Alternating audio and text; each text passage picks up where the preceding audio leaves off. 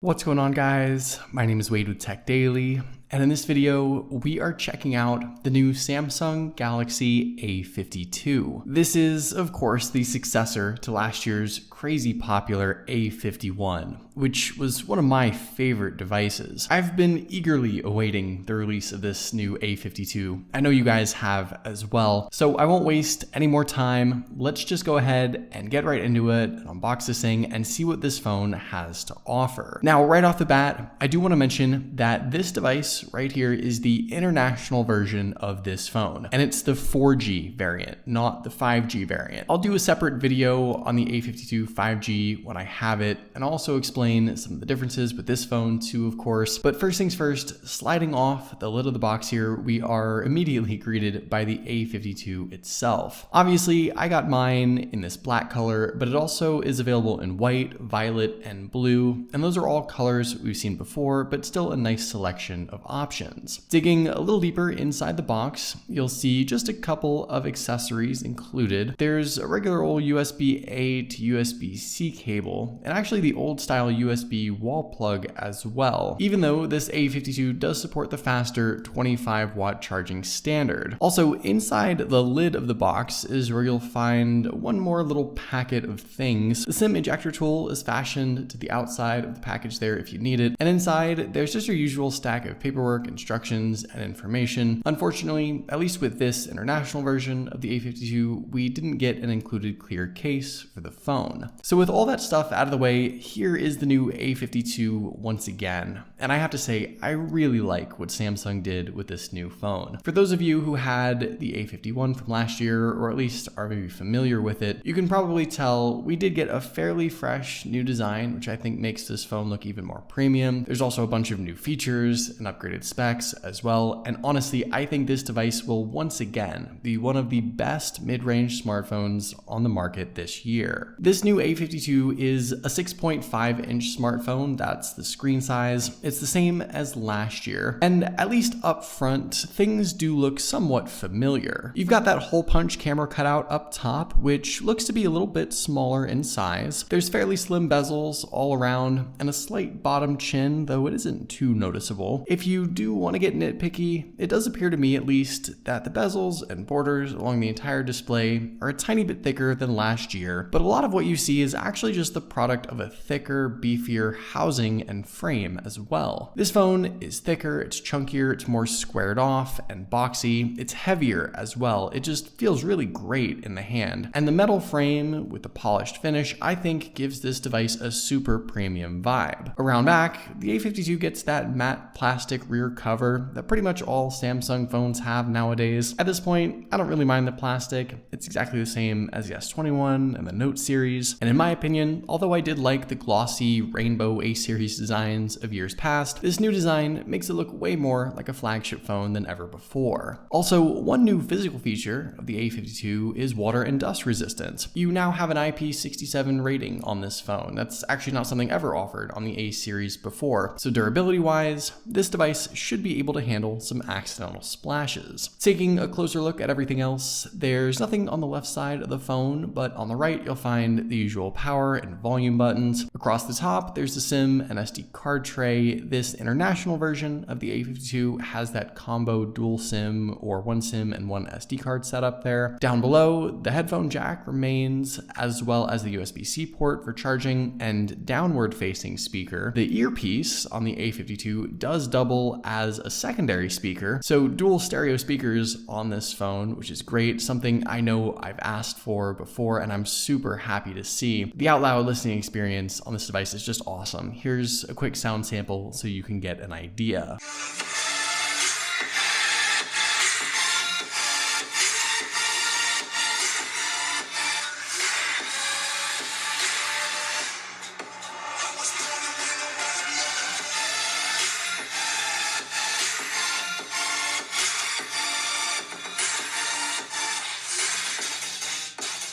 And around back, we get quite the upgraded cameras here. Quad lens setup, which I'll go more in depth with in just a minute. The camera bump actually isn't too bad, even though it looks pretty big. The module isn't all that tall or thick. It doesn't stick out too far. It's also the same matte plastic as the rest of the back, just with the little silver colored accent rings around the lenses. As far as unlocking, we do get the in-display fingerprint reader once again, and this to me feels pretty quick. It's definitely an improvement over last year. Maybe not quite as fast as the instant tap of the flagship S21s, but seemingly very accurate and certainly quick enough in my initial tests here. So that's great to see. Also, you do have face unlock, of course, too. That is very fast as well. So any which way you want to unlock this phone, I think the biometrics are very snappy and certainly feel upgraded. I do also want to mention that there is a pre-installed screen protector on this device like we did have last year. It's really hard to see, but it is there. And while last year's screen protector I felt was maybe a little lower quality, this one on the new device seems way nicer and plays a lot friendlier with that in-display fingerprint reader as well. So all in all, lots of great improvements here. Now, in regards to the display itself, we do get one more really awesome sort of upgrade or new feature for this phone, and that's a 90 Hz high refresh rate mode. This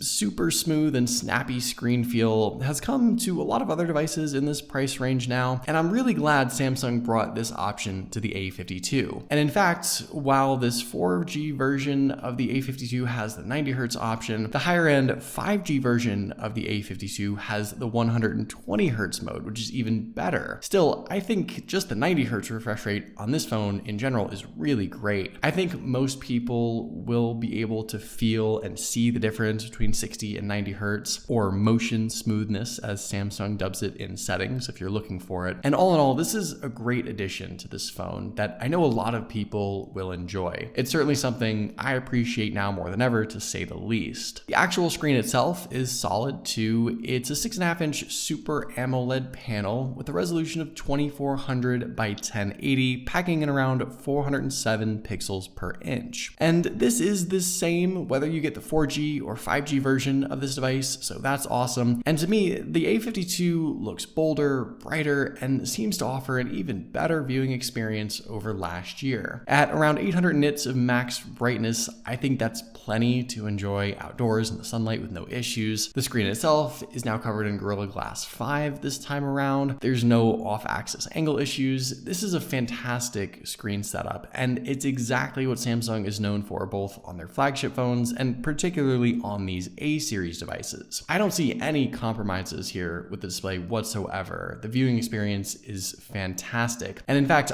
I really do think this is a benchmark in the mid-range smartphone space. The display really is that good. Inside, this new A52 also gets some upgraded internals as well, like you might expect. The 4G version of this phone, the one I have here, is powered by the Qualcomm Snapdragon 720G chipset. The 5G version of the A52 gets the slightly more powerful 750G, and you have the option to configure 4, 6, or 8 gigs of RAM with 128 or 256 gigabytes of internal storage. Out of the box, the A52 does ship with all the latest updates: Android 11, Samsung's One UI 3.1, and that means this phone, of course, feels fast and fluid. All in all, I actually think this combination of specs is great for this phone. It's a lot of bang for your buck. Qualcomm's 700 series processors in general are really solid. I know this phone is going to be able to handle anything and everything I throw at it. And actually, given Samsung's commitment to software updates and support, I suspect this phone will be a solid 3 or 4 year investment, maybe even longer than that. Also, powering this phone now is a larger 4500 milliamp battery. So as good as the battery life was on my A51 last year, there's a chance that things are even better this year with the increased capacity. Obviously, the high refresh rate display will eat into the battery life a bit more. That's something that's shown to you on the settings page if you do enable 90 Hz, but I think the increase in capacity helps combat that, and battery conscious users who maybe aren't that interested in 90 Hz to begin with will really get a lot of life out of this phone with that increased capacity. And I'm excited to put everything to the test to see what this thing is capable of. Like I mentioned already, the downside is that you don't get the faster charger included in the box, which is a bit of a bummer. There's also no wireless charging here either on this phone, phone, though I can look past that. It's not something I really care about. But collectively, 99% of the internal specs with this new A52 are solid upgrades over the A51, and I'm really excited about that. Finally, let's talk cameras. Obviously, that crazy rear setup is one of the defining physical features of this phone, and like almost everything else, we do get some nice upgrades and new additions here too. First off, with the specs, the main lens is now a 64 megapixel f1.8 aperture shooter. There's the 12 megapixel ultra wide lens, 5 megapixel macro lens, and the 5 megapixel depth sensor, all of which we've seen before, and they're all positioned near that LED flash. Up front, the selfie camera seems to be the familiar 32 megapixel f2.2 aperture lens as well. Obviously, the camera capabilities are plentiful, and I would say that while it's not the over-the-top flagship setup of like the S21 Ultra, there's still a ton of great stuff here. Interestingly enough, the very first camera mode now on this phone is this fun filters mode. I'm not sure I've seen that so prominently positioned in the app before, but there you go. Beyond that, you can see up to 10 times zoom capabilities, which is super useful. All the rest of Samsung's family of camera modes and features are there, including Pro Controls, Night Mode, Pro Video, Super Slow-Mo, Portrait, various other filters, and inside the settings you can see even more great stuff. Enhanced video stabilization, HDR, 4K video recording is there. You can utilize a 64 megapixel shooting mode, and just snapping some super quick sample pictures here, I really like what I'm seeing. Although the selfie camera appears to be the same setup as before, I think the results do look even better. They're more natural, with more detail. I look a little less pale than before, and the rear camera really produces some nice looking shots too. Again, it's not quite flagship caliber, but honestly, it was the camera capabilities that I thought were some of the most underrated features of last year's high-end A-series phones. And once again, this year, Samsung is just bringing a lot with the camera capabilities on their A-series phones. This might be one of the most capable camera setups on a device in this price range, and I'm super excited to put that to the test and see what all it can do. So if you couldn't already tell, I'm obviously super excited for this phone. The A51 and A71 were both two of my favorite devices last year, and it seems to me, at least with the new A52, that Samsung brought all the right upgrades and changes, and perhaps even a bit more. I think this is absolutely, once again, one of the best value smartphones on the market, and I'm really interested to try it out over these next few days and see what all it can do. But what do you guys think? Is this the phone you've been waiting for? Are you going to be buying the A52 when you have the chance? Let me know what you think about this phone in the comments down below. I'd love to know your thoughts, of course. But hopefully you guys did enjoy this quick unboxing and first impressions of this device. Be sure to follow Tech Daily on Twitter and subscribe to the Tech Daily YouTube channel if you haven't already,